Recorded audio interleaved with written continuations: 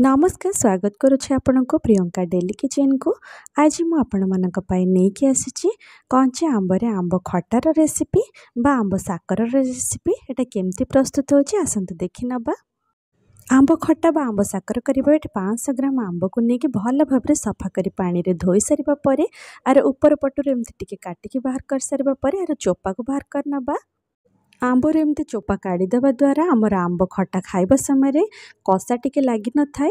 देखंतु आंबर चोपा काढ़ी सारिबा परे एमती मझिरु दी फाळ करिके ता भितर कोइली टिके में बाहर कर नबा। कोइली बाहर कर सारिबा परे एमती मझिरु काटिके आउ थरे में मझिरु एमती दुई फाळ करिके एमती फाळे आंब को एमती चारि फाळ टिके बड़ बड़ करिके काटिके रखि नबा। देखंतु एमती सबु आंब को एबळे भाबे पीस करी काटि नबा। एबे देखंतु गोटे कड़ाई को भल भाबरे गरम करिके 2 चमच एतरे रिफाइन तेल को दे दबा।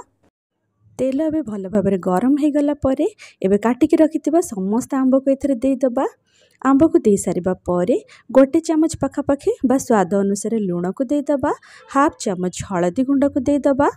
हळदी गुंड और लूण दे सारिबा परे याकु 2 मिनिट पर्यंत एपट सेपट करी भल भाबरे टिके भाजी नबा। देखंतु आंब एठी 2 मिनिट भाजी हे गला परे एबे गोटे कप पाखापाखि पानी को दे दबा। पानी को देकी एबे आमे कवर करिकी आकु भल भाबरे सिझिबा पे छाड़ दबा। देखंतु आंब एठी हमर भल भाबरे सिझी गलानी। एबे आकु गोटे जागा को बाहर करिकी एबे कड़ाई को सफा करी नि आसीबा। सेम कड़ाई को भल भाबरे गरम करनी। एबे गोटे बड़ चमच जीरा को दे दबा।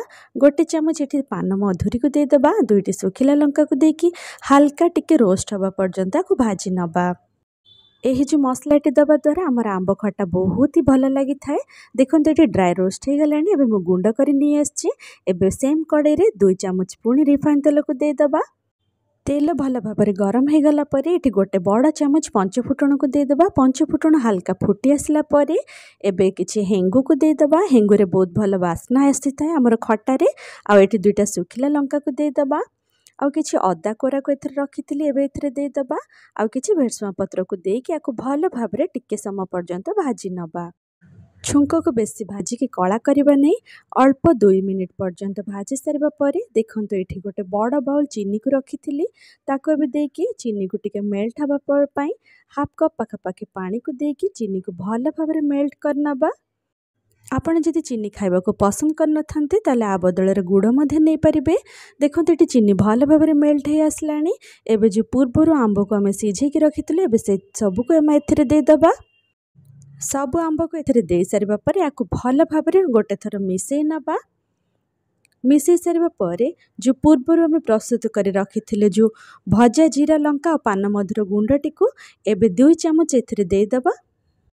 एही मसलाटी को दे सारिबा परे एबे भल भाबरे 2 मिनिट पर्यंत फुटिबा पे छाड़ी दबा। एई भली प्रोसेस रे आपण घरे निश्चय ट्राई करंतु। देखिबे आपणकर आंब खटाटी बहुत परफेक्ट बनिबो। आ आपण भात रोटी किंबा अन्य परोटा सहित मध्य खाई परिबे। आउ फ्रिज रे बहुत दिन मध्य स्टोर करिके रखि परिबे।